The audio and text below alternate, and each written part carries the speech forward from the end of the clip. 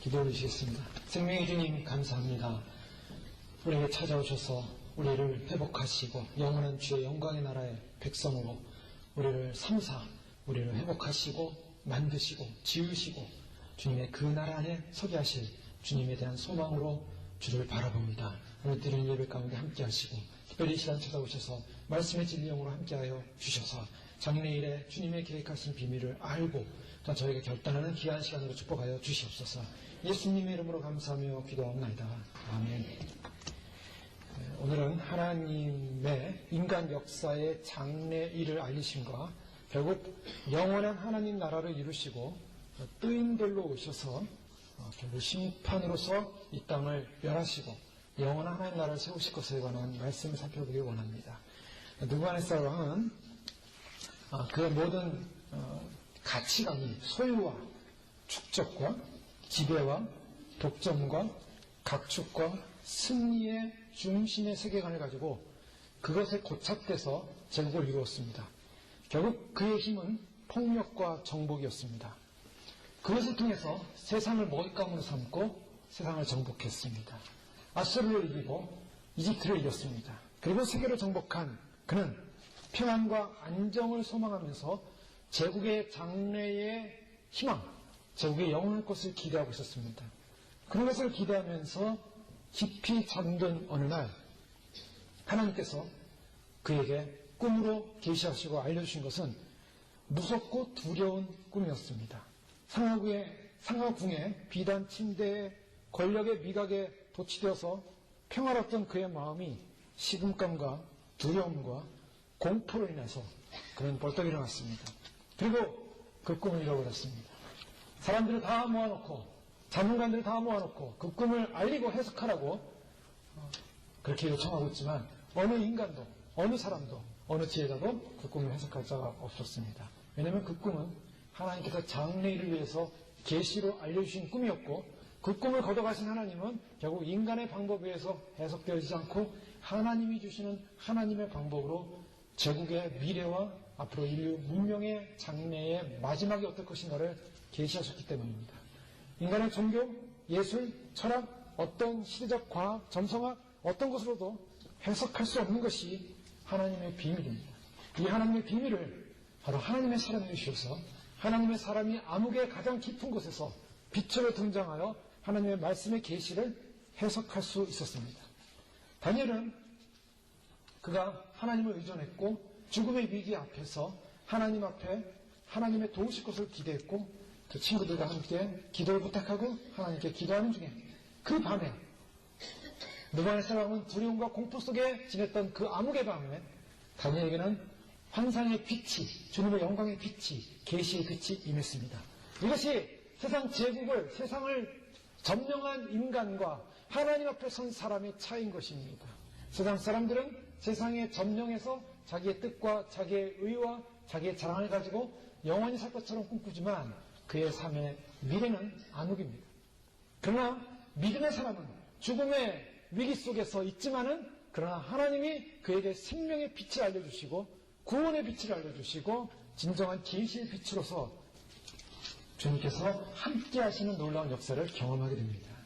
그래서 다니엘은 찬양했던 것입니다. 다니엘이 하나님을 찬양하면서 영원부터 영원까지 하나님의 이름을 찬송할 것은 지혜와 능력이 그에게 있습니다 라고 찬양했던 것이죠.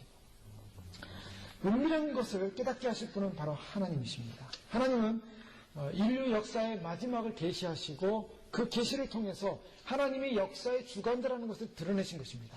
인간이 역사의 주관자가 아니라 인생들이 역사의 주관자가 아니라 제국이 역사의 주관자가 아니라 하나님 그분만이 인간의 황제의 머릿속에 꿈을 주시고 이 땅의 미래를 이끄실 것이라는 주님이 역사의 주관자이심을 증거하셨습니다. 주님께서 왜 그러한 장래일에 관한 계시를 허락하셨는가? 왜 마지막 일에 관한 계시를 허락하였는가? 다니엘서 2장 말씀을 보면 특별히 28절 오직 은밀한 것을 나타내실 이는 하늘에 계신 하나님이시라. 그가 느부갓네살 왕에게 후일에 될 일을 알게 하셨나이다. 후일에 될 일을 알게 하셨나이다. 왜 후일? 이 후일이라는 것은 장래일, 마지막 일을 말하고 있습니다. 이사야 45장 21절에 보면 너희는 알리며 진술하고 또 함께 의논하여보라. 이 일을 옛부터 듣게 한 자가 누구냐? 이전부터 그것을 알게 한 자가 누구냐? 나 여호와가 아니냐? 나 외에 다른 신이 없나니 나는 공의를 행하며 구원을 베푸는 하나님이라. 자, 하나님께서 구원을 베푸는 하나님으로 말씀하시면서 인간사에 왜 종말을 알리고 있는가? 종말을 알리는 데는 두 가지 의미가 있습니다. 그것은 바로 택한 백성에 대한 구원의 약속입니다. 또 한 가지는 이 땅을 향한 심판입니다. 이사야 40장 10절에 보면 내가 종말을 처음부터 고하며 아직 이루지 아니한 일을 옛적부터 보이고 이르기를 나의 모략이 설 것이니 내가 나의 모든 기뻐하는 것을 이루리라 하였노라. 왜 처음부터 종말을 말하고 있는가? 왜 하나님께서는 하나님의 계시를 선지자들에게 예언을 주면서 왜 처음부터 종말을 말하고 있는가? 그것은 하나님의 모략이 서기 위해서입니다. 즉 마지막을 말하는 것은 하나님의 계획, 하나님의 뜻이 선다는 것을 약속하고 있는 것입니다. 하나님은 어떤 분이신가? 알파와 오메가다. 처음과 마지막이다. 이렇게 말씀하고 있습니다.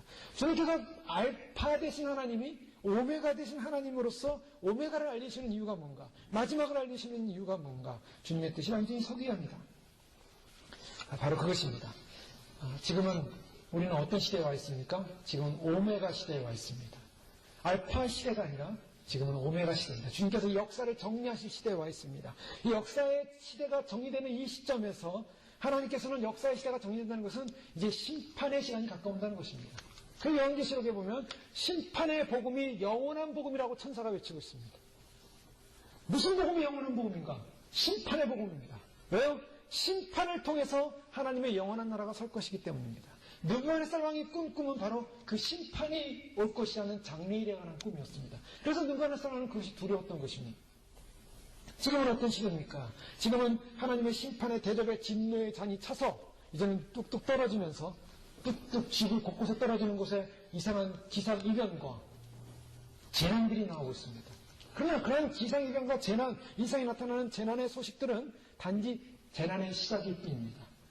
아직 재난이 시작되지 않았습니다. 아직 환란이 시작되지 않았습니다. 여러분 지금 어떤 사람은 지금이 대환란의 시대라고 생각하는 분도 있어요. 지금 대환란 아직 아닙니다. 대환란이 온다는 것은 적그리스도의 등장이요 하나님의 사람들을 대적했던 적그리스도가 심판받으며 그의 모든 그를 따르는 추종자들이 심판받는 시간입니다. 그때는 인류 역사에 없는 대환란, 즉 지구가 무너지는 대환란입니다. 어떻게 무너집니까? 지구의 모든 생명체가 다 죽어야만 하는 그런 환란이 옵니다. 여러분 인류 역사의 마지막은 어딘가? 인간의 모든 사람들이 죽어야 한다는 것입니다. 그 환란이 예비되고 있습니다. 하나님을 믿는 백성들은 선택할 길이 두 가지밖에 없습니다. 그것은 지금부터 예비하고 준비해서 심판의 주로 오시는 주님을 맞이하여 신부로서 들림을 받든지 아니면 이 땅의 환란의 시대에 적그리스도의 육류표를 거절하고 끝까지 적그리스도가 등장해서 모든 사람에게 표를 놓고 자기를 숭배라고 할 때 순교를 당하든지 아니면 그 둘을 놓쳐버리면 영원한 지옥입니다. 때문에 교회가 앞으로 가야 할 일은 교회에 남은 일은 교회의 장래 일은 주님 앞에 구원을 받기 위해서 우리가 준비하고 애쓰고 예비하는 것입니다. 주님께서 지금 우리로 하여금 그 준비를 하라는 것입니다. 지금은 시간이 그냥 흘러가는 시간들이 아닙니다. 한 초, 1초, 2초, 한 분, 하루가 너무나 소중한 시간입니다. 여러분 인생에 다시는 돌아오지 않는, 영원히 돌아오지 않는 유일한 주님을 맞이할 수 있는 단장할 기회를 믿으시기 바랍니다. 주님께서는 그것을 계획해 놓으셨어요. 계획해 놓으시고 주님께서 이 일을 하시는데 느부갓네살 왕은 그 꿈을 꾸고 얼마나 두려운지 모릅니다. 제국을 점령한 사람들은 자신들이 평안할 것 같지만 평안하지 않습니다. 여러분 이 땅에서 무언가를 성취했다고 해보십시오. 성취하고 나면 평안이 오는가? 사실 성취하고 나면 평안이 오지 않습니다. 그 다음에 오는 것도 불안입니다. 이것이 과연 계속될 것인가? 이것이 계속 유지될 것인가? 이러한 조건이 계속될 것인가?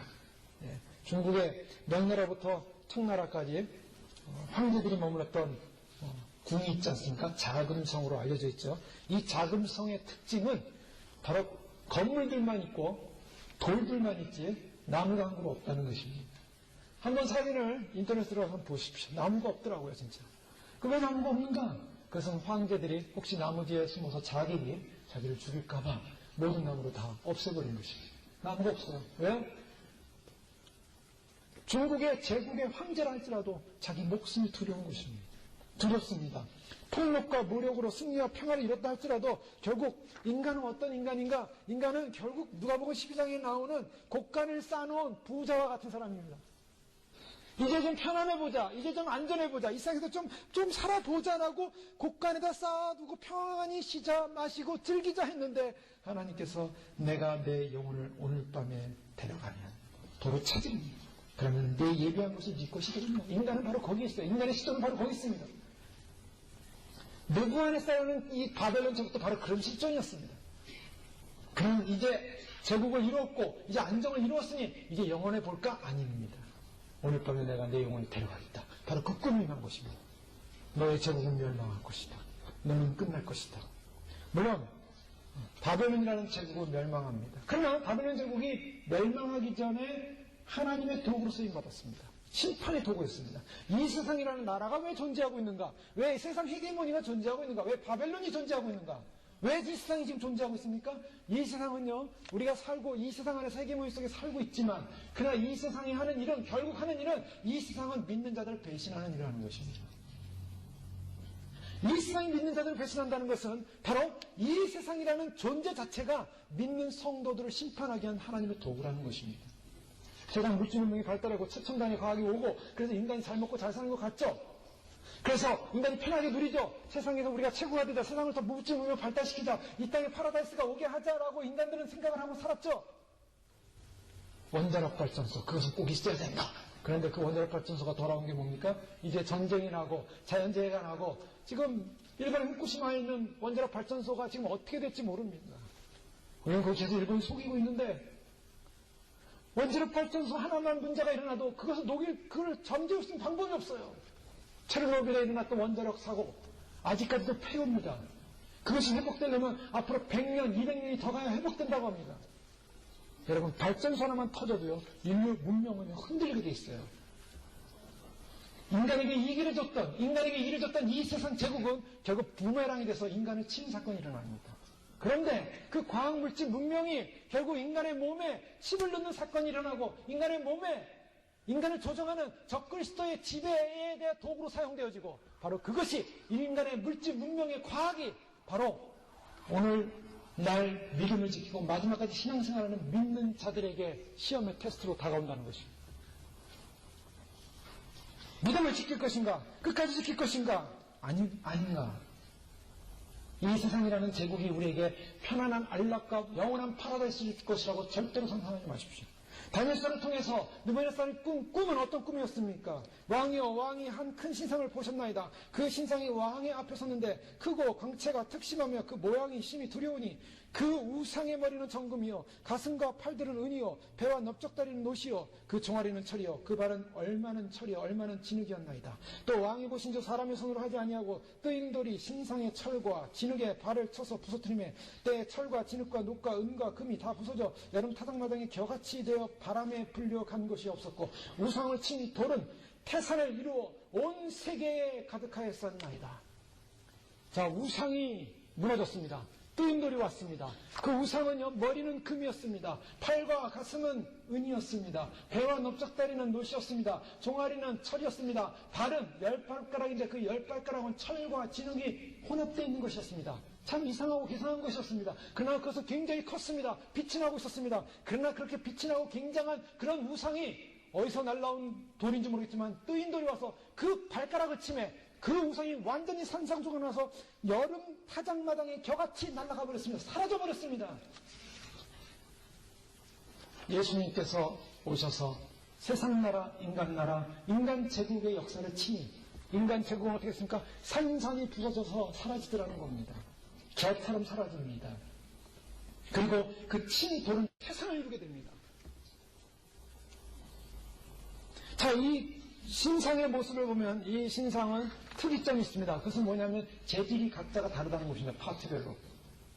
금, 은, 목, 철과 흙이 재질이에요. 그건 무엇을 느낄 수 있습니까? 가치성을 볼 수가 있습니다. 금은 가치가 높습니다. 가치가 최고입니다. 왜 최고입니까? 비중이 높다는 것입니다. 물과 비교해서 물의 부피와 똑같은 부피 속에 있는 무게가 차이가 있다는 것이죠. 그래서 금은 그 비중이 19.3으로 알려져 있고, 그 다음에 은은 어떻습니까? 은은 그 바로 밑으로 10.47로 알려져 있습니다. 또 노은 8.0으로 알려져 있고, 철은 5.0이고, 흙은 1.93으로 알려져 있습니다. 즉 뭐냐? 비중의 가치성이 낮아지고 있더라는 거예요. 비중의 가치성은 무엇을 말하고 있냐면 그 가치성이 점점 약해지는데, 인간 나라가 어떤 나라인가? 인간 나라는 바벨론 이후로, 앞으로 느부갓네살 바벨론 이후로 인간 나라는 어떻게 될 것인가 알려주신 것은, 하나님이 알려주신 것은 바로 인간 나라는 쇠퇴한다는 것입니다. 인간 나라가 점점 발전하는 게 아닙니다. 자, 발전한 것처럼 보이죠? 발전한 것처럼 보이지만 사실 그것이 발전이 아니라 실제적으로는 하나님 눈에는 쇠퇴한 나라입니다. 타락하는 나라입니다. 많은 진화론자들이 진화의 의미가 뭡니까? 그것은 더 발전한다는 것이죠. 좋은 쪽으로의 발전입니다. 그러나 그 진화론은 틀린 것이죠. 여러분, 종과 종에서 발전할 때 그 종과 종에서의 발전이 어떤 부분으로 발전합니까? 좋은 쪽으로 발전합니까? 아니면 나쁜 쪽으로 발전합니까? 여러분, 팔을 기부싸고 한 달 동안만 써보지 않고 가만히 놔둬보십시오. 어떻게 되는가? 팔이 더 튼튼해진다. 안 썼으면 더 튼튼해지지 않습니까? 보존되니까? 아닙니다. 안 쓰고 나면 그냥 팔 근육들이 다 쪼그라붙습니다. 다 쪼그라들고 이거 계속 안 쓰면 나중에 뼈만 남아요. 그리고 가정면 붙어 있어요. 그거 제대로 만들려면 몇 개월이 걸립니다. 몇 개월. 자, 원숭이에서 사람으로 변화됐다. 진화됐다. 저 좋은, 나쁜 종에서 좋은 쪽으로 진화됐다. 좋은 쪽으로 진화다가 일어나지 않습니다. 그러면 좋은 쪽으로 종이 변화가 일어난다면 종과 종 사이에 수많은 변이 된 종이 발견돼야 돼요. 그런데 과학자들이 아무리 화석을 연구를 해도 종과 종 사이에 변이 된 종이 나오지 않아요. 이상한 게 비슷한 게 하나 나오면 요게 변이 된가 보다 생각하지 그 변이 된 과정이 나오지 않습니다. 거짓된 학설이에요. 하나님께서 창세 때 종류대로 각 종류대로 만드신 것뿐입니다. 하나님이 인간 제국이 발전한다고 말하고 있잖아요. 타락해가고 쇠퇴해갑니다. 자, 금의 제국이었던 바벨론 제국은 절대 독재 국가였습니다. 바벨론 제국이 어느 정도였냐면은 느부갓네살 왕이 그의 부인을 위해서 공중정원이라는 그런 유명한 정원을 만들었습니다. 그것이 많이 알려져 있지 않습니까? 이 공중정원의 유적 발굴을 해서 2억 달러가 소요된다고 하는데요. 그 길이만 해도 유프라트 강을 중심으로 해서 그 유프라트 강 사이에 만들어놓은 그 공중정원의 길이만 해도 유적지에서 발견된 것은 15마일 넓이가.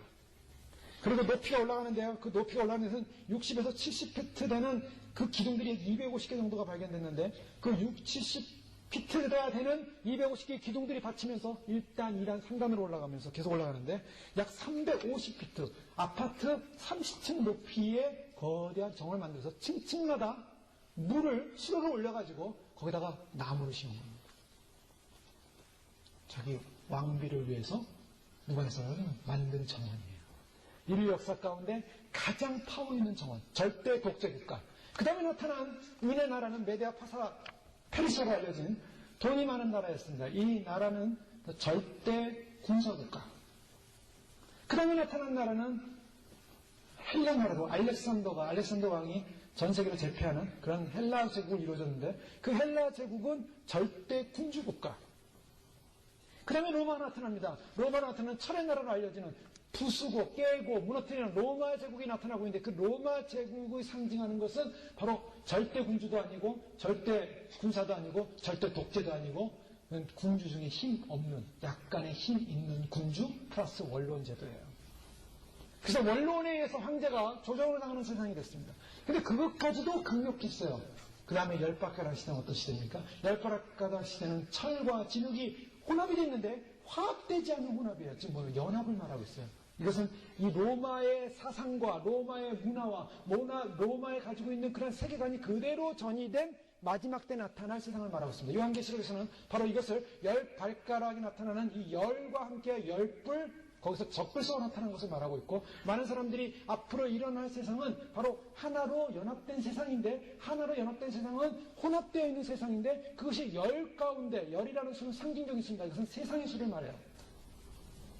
10개의 나라가 아니라 이 세상적인 상징적으로 뭉쳐진 그런 연합체가 나타나서 그 연합체 가운데 이제 앞으로 계시가 계속 나오는 것을 보면은 거기서 또 작은 뿔이 나오고 작은 뿔이 또 그것을 쳐서 새 뿔을 죽여버리고 그래서 전체를 차지하는 그런 작은 자가 나오는 그런 모습이 등장하고 있는데, 어쨌든 이런 모든 상징적 의미는 적그리스도가 거기서 나온다는 것입니다. 그런 모습으로 세상이 흘러가면서 지금 점점점 그런 세대가 우리 눈앞에 오는 그런 세대가 있습니다. 지난주 뉴스를 보니까 유럽 연합에서 입법부와 행정부를 관할하는 슈퍼 대통령을 뽑자. 지금 유럽연합의 대통령이 있지만 그러나 대통령이 전체를 다 관할할 수 있는 권한이 없기 때문에 더 강력한 권한을 가진 자를 우리가 뽑자. 그래서 그들이 지금 그 일을 하고 있습니다. 그래서 슈퍼 대통령을 뽑아서 이제는 입법과 행정을 가지고 모든 것을 유럽을 전체를 통제할 수 있는 그런 대통령 한 명을 뽑자라고 지금 나오고 있어요. 자, 점점 더 세상은 한 명의 지도자가 전 세계를 장악할 수 있고, 어떠한 단체를 장악할 수 있고, 어떠한 대륙을 장악할 수 있는 그런 한 명의 지도자를 뽑자. 아시아권에서, 북미권에서, 유럽권에서, 이제는 우리 전 세계를 위해서 전 세계를 통과할 수 있는 그런 강력한 지도자가 필요하다. 그 사람을 뽑자. 그런 시대가 온다는 것입니다. 가까우고 있습니다. 세상 제국은 점점점 쇠퇴감을 말해주고 있습니다. 약해져감을 말하고 있습니다. 열발가락 시대까지 왔는데 열발가락 시대는 힘 있는 시대가 아니에요, 사실은.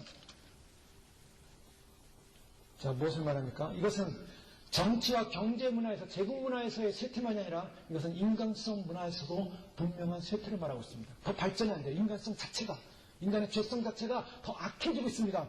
디모데후서 3장 1절에 7절에 보면 사도 바울은 디모데에게 내가 이것을 알라. 말세에 고통하는 때가 이르리니. 자, 말세라는 개념을 두 가지로 볼 수 있어요. 말세하면은 예수님께서 초림하셔서 초림부터 지금까지를 전체적으로 광의적으로 말세를 볼 수 있어요. 그러나 중요한 것은 이 광의적 말세 속에 결국 주님이 오실 때가 임박할수록 그 말세는 더 강력해지는 것이죠.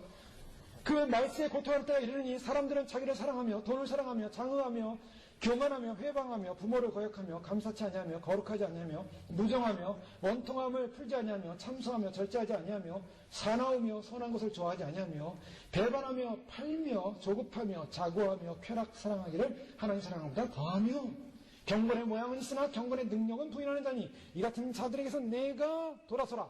자, 무엇을 권고하고 있습니까? 디모데에게 사도 바울은 점점 더 어떤 세상이 온다고요? 어떤 세상? 고통하는 때가 이른다. 고통하는 때. 지금이 고통하는 때입니다. 어떤 때입니까? 자기를 사랑하는 때. 셀프 이스팀. 자기를 존중히 여기는 때. 자기. 그래서 자기를 위한. 오늘날의 사람들은요, 다 자기를 위해 살아요. 희생이 없어요. 섬김이 없어요. 다 자기 만족. 자, 이것이 체질화되어 있어요. 체질화. 돈을 사랑하며 자, 사람들이 돈에 묶여 있습니다. 경제체제 우리가 벗어날 수는 없지만 그러나 그것을 사랑하는 것이 일만하게 뿌리라. 근데 돈을 사랑하는 세대에 와 있어요. 돈을 위해 사랑해요. 돈을 위한 인생. 돈 사랑. 예수님 사랑보다는 돈 사랑. 요즘 LA의 어느 큰 교회, 한국에서 어느 무슨 두 신앙하는 어떤 목사님 오셨다는데 그 목사님의 특징이 뭐냐면은 은사, 고침이 일어납니다. 병고침이 일어난다고 해서 간증을 해요. 일어나는지 안 일어나는지 실제로 모르겠어요. 그러나 어쨌든 간에 간증을 시킨다는 게 뭡니까? 헌금하라는 겁니다. 헌금. 한국에 있는 고등학생은 고등학생이 1,000만 원, 10,000불을 갖다가 작정한다. 그러면서 그 교회에 초청한 담임 목사님의 설교집을 보면요. 불안로에서 저한테 보내서 잠깐 본 내용을 보면 첫 장과 두 장을 보다가 덮어버리고 집어버렸습니다. 하나님 주신 복이 뭐냐? 하나님 주신 복은 돈 많이 버는 거다. 세상 잘 되는 거다. 그러니 이민사회 할렐루야죠. 아, 저기 가면 복이 쏟아지는구나. 저기에 가면 복을 많이 받는 거야. 무슨 복? 돈 많이 버는 복. 그 사람은 자기가 사업하다가 목회를 늦게 했기 때문에 돈에 대해서 아주 관심이 많아요. 사업을 계속 하시지.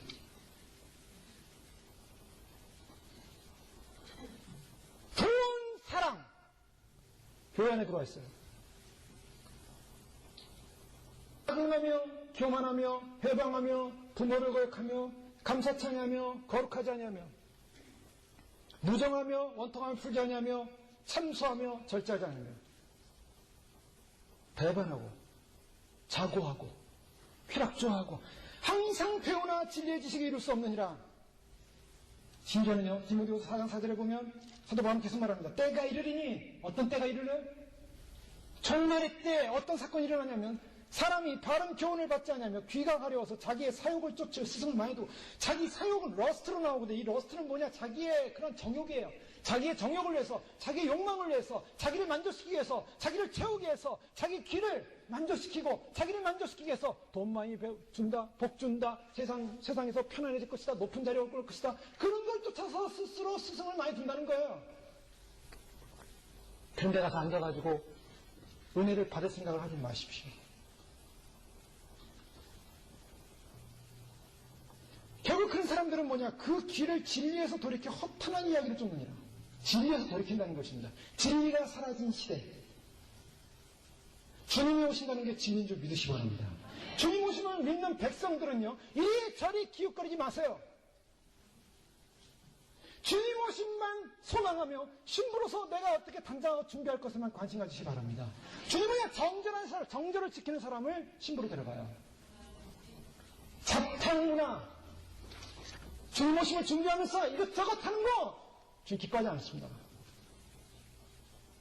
순도 있는 정결을 가지고 말씀을 듣고 진리 안에 머무시기 바랍니다. 그런 진리가 필요할 때예요. 그런 정결이 필요할 때예요. 아가서 4장 12절을 보면 솔로몬이 슐라미 여인을 향해서 어떤 고백을 하고 있냐면 나의 누이 나의 신부는, 이건 예수님께서 교회를 향하여 신부를 향하여 고백하는 것입니다. 잠근 동산이요 덮은 우물이요 봉한 샘로다. 무슨 말입니까? 잠겨진, 락이 걸려있진, 문이 닫혀진 동산이고 덮여있는 우물이래요. 근데 그 덮여있는 우물이라는 것은 그 우물이 뚜껑이 덮여있고, 그 봉한 샘로다는 것은 씰됐다는 것이 봉한 샘, 아무도 열지 못한다는 겁니다. 무엇을 말합니까? 나의 신부는 어떤 존재냐면 거룩한 존재, 정결한 존재, 순결을 지키는 존재, 주님 한 분만을 사랑하면서 주님을 의지하는 존재가 되어야 된다는 것입니다. 세상 사랑, 돈 사랑, 세상 명예 이것저것 다 내가 얻고서 내가 이상 누리고 다 누려가면서 주님 오시면 주님 맞이해야지. 절대로 내 맞이합니다. 그래서 그런 더러운 거는 절대로 주님 못 맞아요.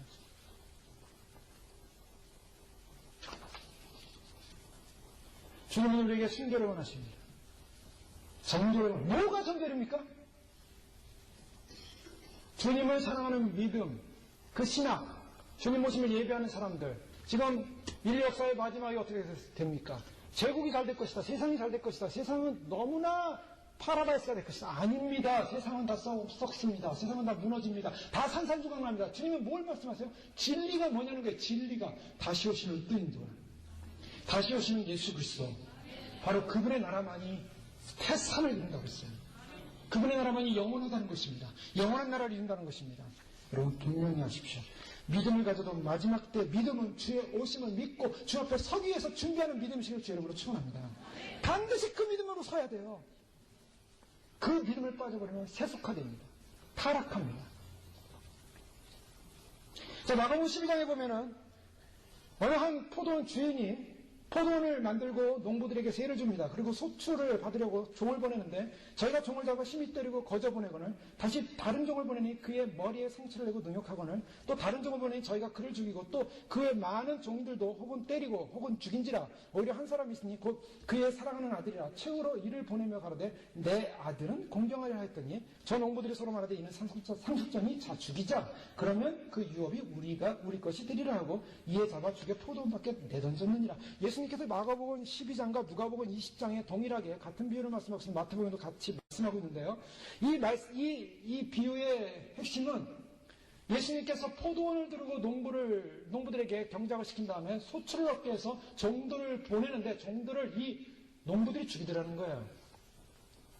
그런데 내 사랑하는 아들을 보내자라고 해서 아들마저 보냈는데 아들마저 보내니까 이들이 하는 일이 아들을 맞이하는 것이 아니라 저 아들은 상속자니 우리가 죽이자. 자, 여기서 무엇이 빠졌냐면은 어떻게 아들을 죽이면 아들을 죽이면 자기들이 그 욕을 받을 생각을 했겠냐는 거예요, 농부들이. 이것은 농부들의 생각에 당시 유대 상황에서는 아버지가 죽고 이미 상속받은 아들이기 때문에 그 상속받은 아들이 온다라고 해석했다는 것입니다.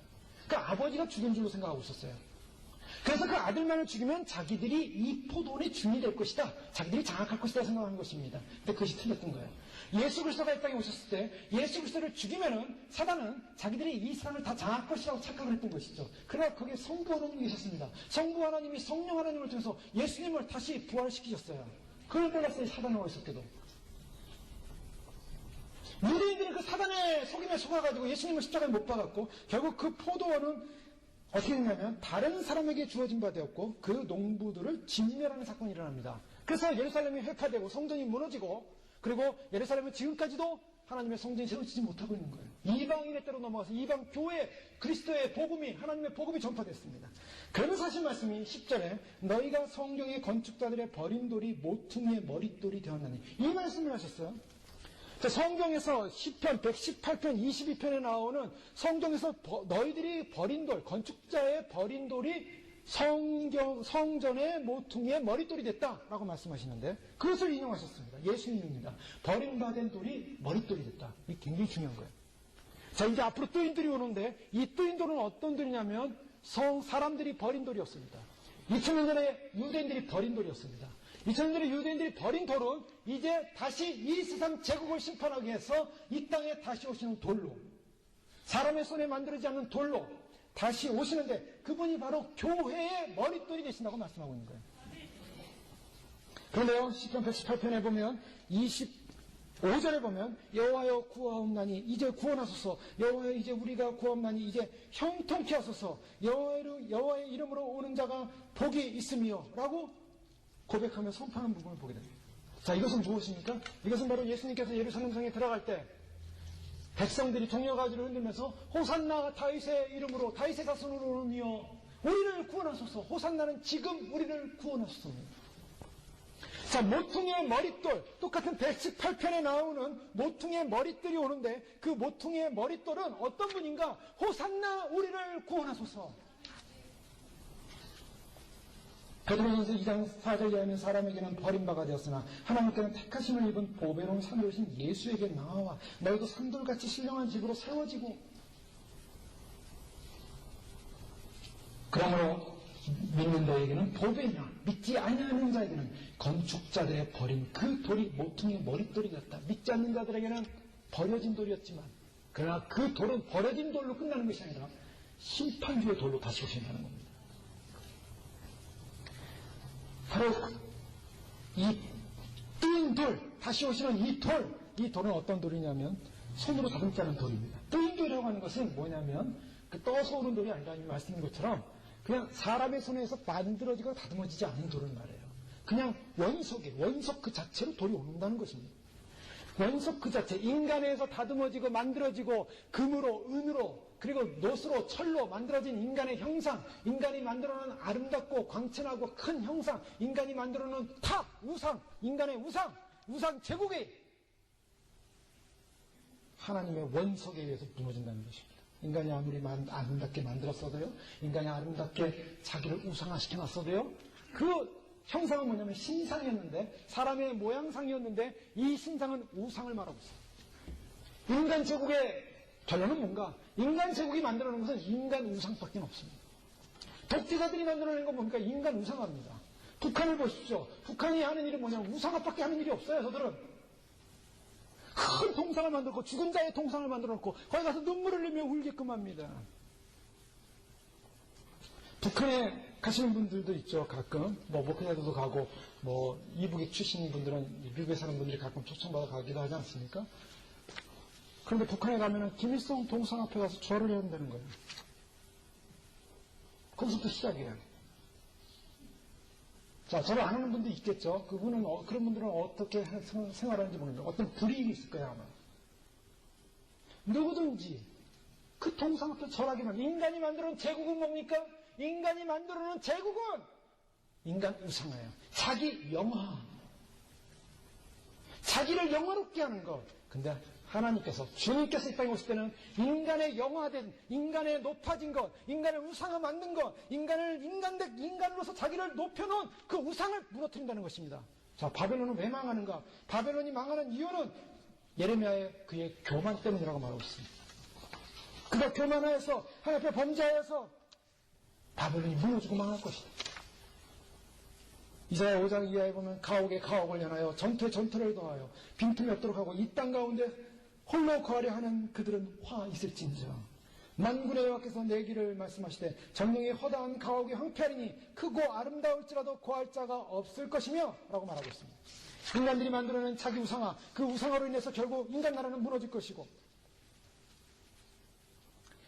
이사야 47장 8절에 보면 바벨론의 멸망을 그러므로 사치하고 평안히 지내며 마음이 이르기를 나뿐이라 나 외에 다른 이가 없도다. 나는 과부로 지내지도 아니하며 자녀를 잃어버리는 일도 모르리라 하는 자여 너는 이제 들을지어다.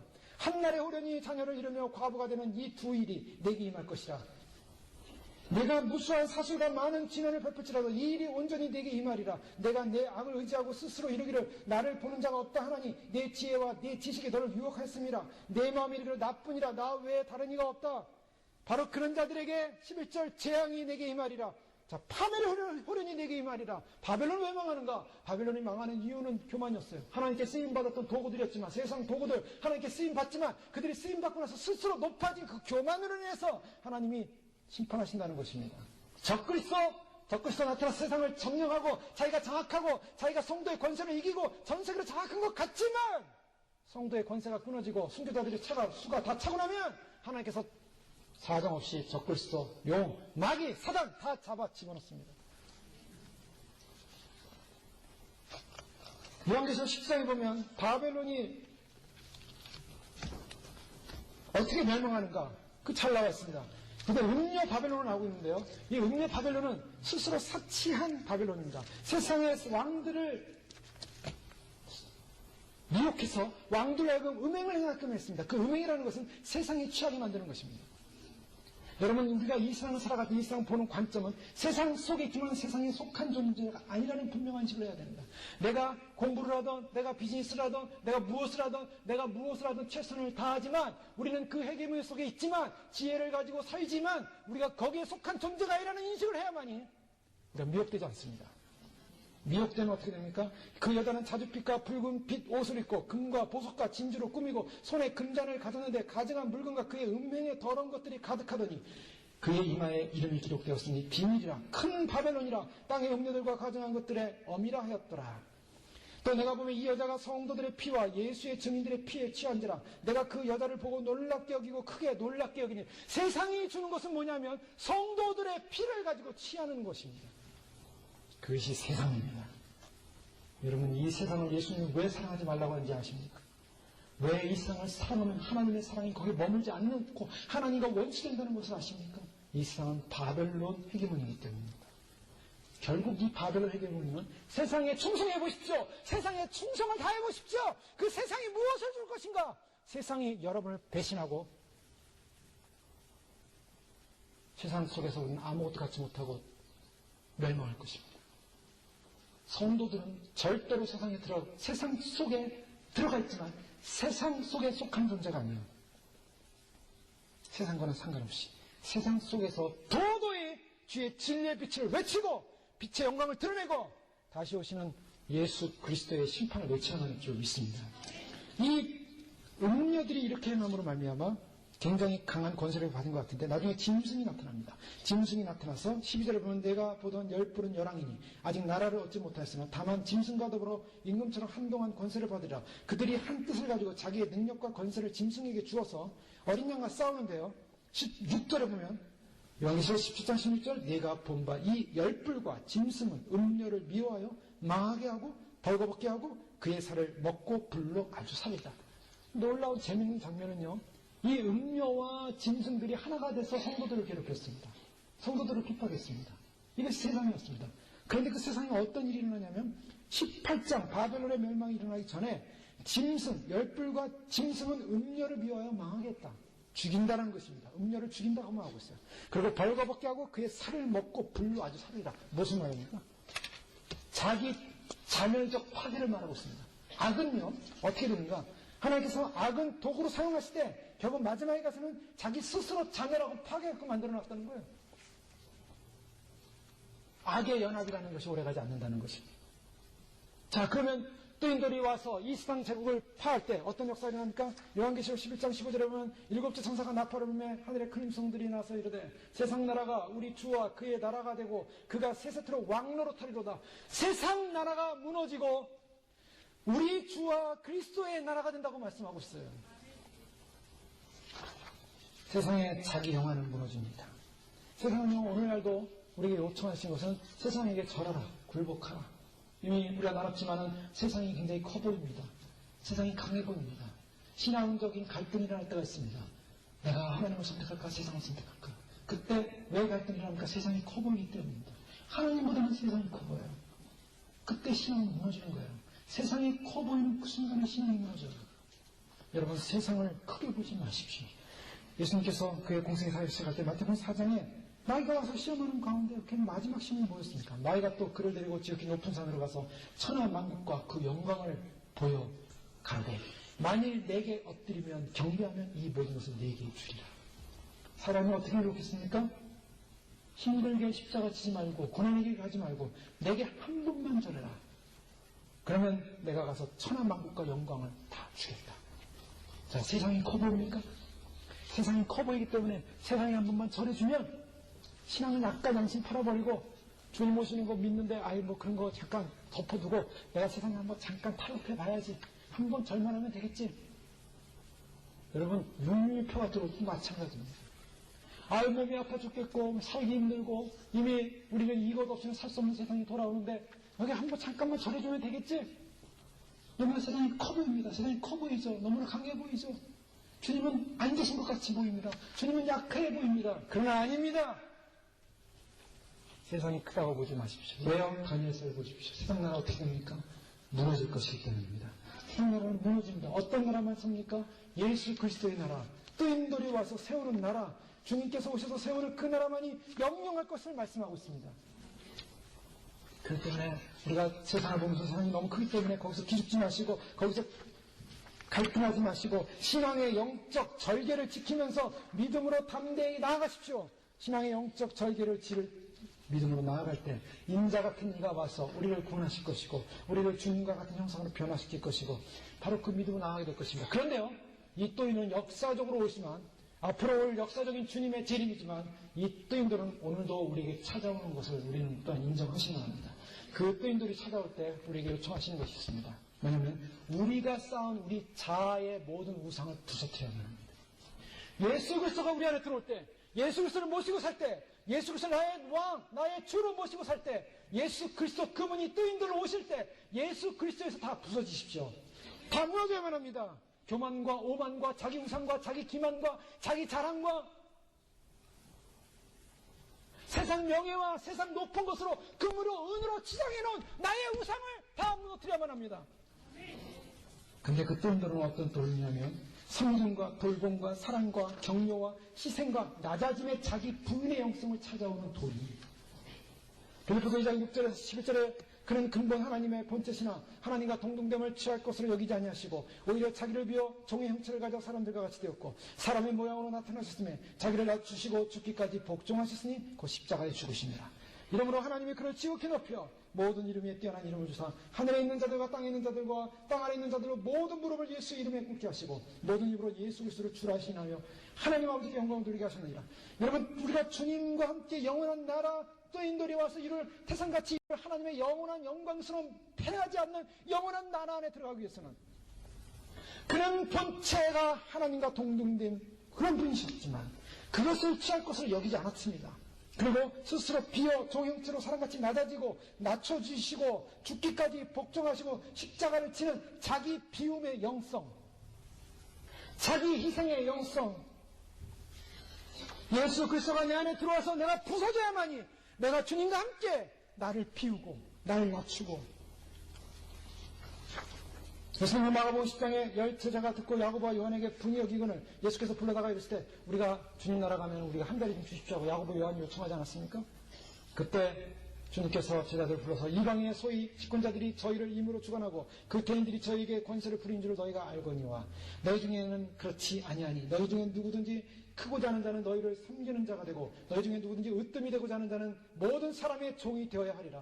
하나님의 나라, 뜨인돌이 와서 세우는 나라는 교만한 나라, 높음의 나라, 자기를 드러내는 나라, 자기 권세를 나타내는, 그리고 가진 자가 약한 자를 핍박하는 그런 나라가 아니라 오히려 높고자 하는 자는, 으뜸이 되고자 하는 자는 사람의 종이 되어야 되고 섬기는 자가 되어야 된다. 섬기는 모습입니다. 권력 추경이 있는 것이 아니고 지배층의 측민을 지배하고 수탈하는 세상이 아니라 자기 목숨을 바쳐서 희생하고 일생 동안 섬기기로 결정하는 나라. 교만과 지배욕과 모든 세상의 야망이 다 부서지고 산산이 조각나서 무너져야만 합니다. 그것이 무너져야만이 뜨인들이 올 때 그 나라에 들어갑니다.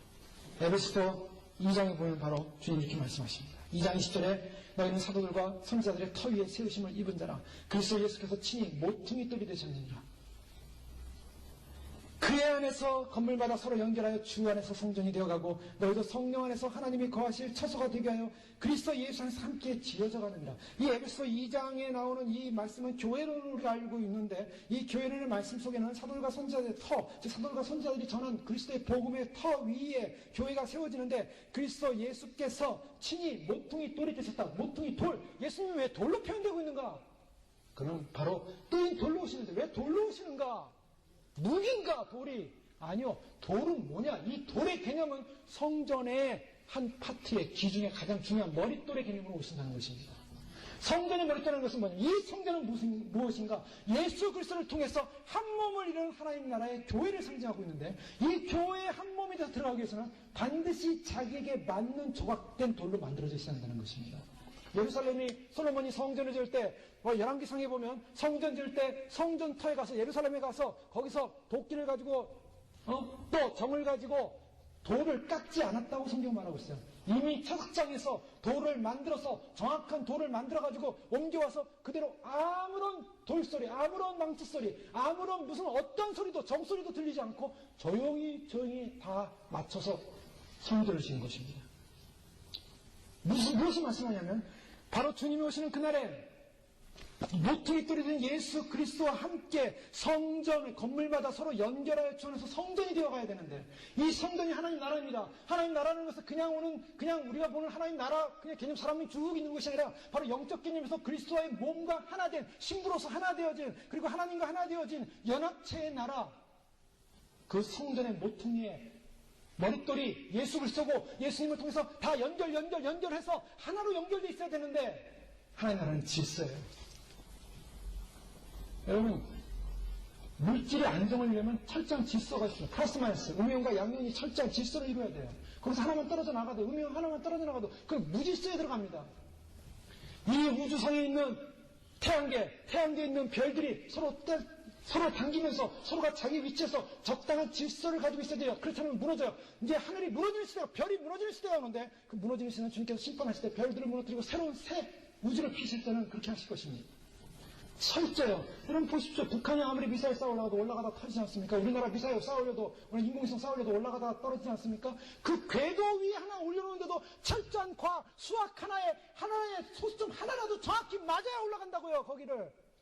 하나님 나라는 질서예요. 그냥 무질서로 가는 게 아닙니다. 철저하게 준비되고 예비되고 깎이고 부서져서 여기에 조그만 돌조각이 돌아가야 되는데 커다란 돌조각에서 들어가지 못하면 그 사람 탈락이에요. 그래서 주님 오시기 전에 부서져야 되는 것입니다. 그 또인들이 나를 부수고 나를 깎고 어떻게 깎입니까? 어떻게 부서져야 됩니까? 마태복음에 살펴보지 않았습니까? 주님이 무엇을 원하시는지 어떤 사람을 원하시는지 어떤 인격을 원하시는지 여러분 주님 오실 때 주님 맞이하기 위해서는 우리가 무슨 일을 했다 대단한 일을 했다 굉장한 일을 했다 우리가 이런 많은 일을 했기 때문에 우린 주님 맞이할 것이다 아닙니다. 절대로 내가 어떤 사람으로 변화되지 않으면은 맞이할 수 없다는 것을 믿으시기 바랍니다. 변화되어야 돼요. 변화되어 있어야 주님의 성전 안에 끼어서 들어가는 겁니다. 거기에 연합되어지는 것입니다. 하나 되어지는 것입니다. 그리스도와 같은 성품으로 담지 않으면은 들어갈 수 없는 나라.